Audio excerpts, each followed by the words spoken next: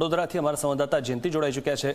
જયંતિ, વડોદરામાં જે વિદ્યાર્થીઓ આજે પરીક્ષા આપવા માટે આવ્યા છે તેમની કેવી તૈયારી છે? સૌથી મહત્વની વાત એ છે કે જેમનું પેપર ગઈ વખતે સારું ન ગયું હોય તેમના માટે એક બીજો ચાન્સ છે, પરંતુ જેમનું પેપર વધુ સારું ગયું હોય તેમના માટે આ વખતનું જે પેપર છે તે બીજો એક પડાવ છે, કારણ કે આ પડાવને પણ તેમને પાર કરવો પડશે। જયંતિ,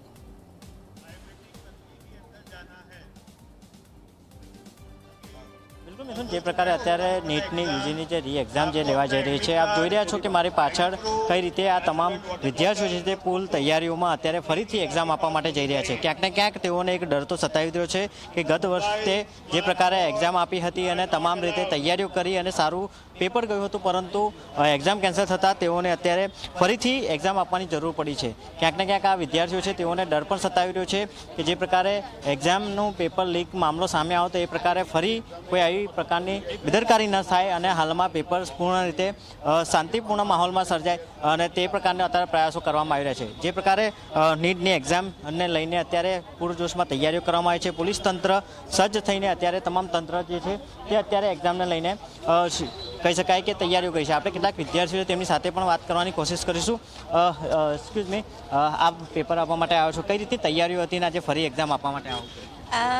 હાલ તો વેલ પ્રિપેર્ડ છું, પહેલાં કરતાં પણ છું, એન્ડ પહેલાં જે નીટ ગઈ હતી એનાથી ડિસઅપોઇન્ટેડ બી છું કે બહુ ખરાબ થયું, લીક થઈ ગયું એના માટે, બટ હવે કંઈ ચેન્જ કરી શકતા નથી, એટલા માટે હવે રીનીટ બી આપવાયા છીએ એન્ડ હોપ કરીએ છીએ કે સારું જાય પેપર। ખાસ કરીને જ્યારે એક્ઝામ કેન્સલ થઈ છે, પેપર લીક થયું છે, હવે શું અપેક્ષા છે તંત્ર પર? હવે તો એ લોકોએ વધારે સિક્યુરિટી કરી દીધી હશે, રૂલ્સ એન્ડ રેગ્યુલેશન સાથે પેપર્સ લે છે એ લોકો, એટલે આ વખતે હવે લાગે છે એવું કે કદાચ ભરોસો કરી શકાય છે કે હવે એ લોકો સારું કરી રહેશે, પેપરને લીક નહીં થવા દે, નેક્સ્ટ ટાઈમથી વધારે પ્રિપેર્ડ રહેશે એ લોકો।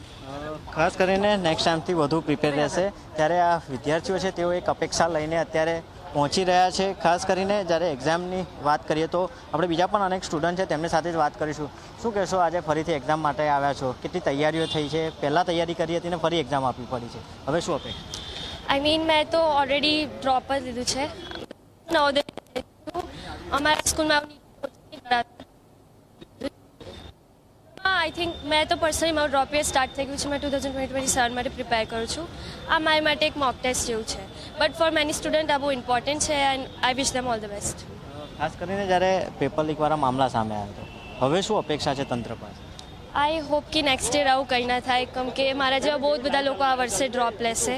નેક્સ્ટ યર આવું કશું થશે તો વિશ્વાસ કરવું બહુ જ મુશ્કેલ છે, કેમ કે ઓલરેડી અમારું જે કરિયર છે MBBS એમાં બહુ જ બધો ટાઈમ લાગે કશું અચીવ કરવા માટે, ડૉક્ટર બનવા માટે, અને એમાં બી આવા કોઈ સ્કેમ થાય, પેપર લીક થાય તો પછી માણસની હિંમત થોડી તૂટી જાય, બટ આઈ હોપ કે ગવર્મેન્ટ ધ્યાન રાખશે ને હવેથી આવું કંઈ નહીં થાય।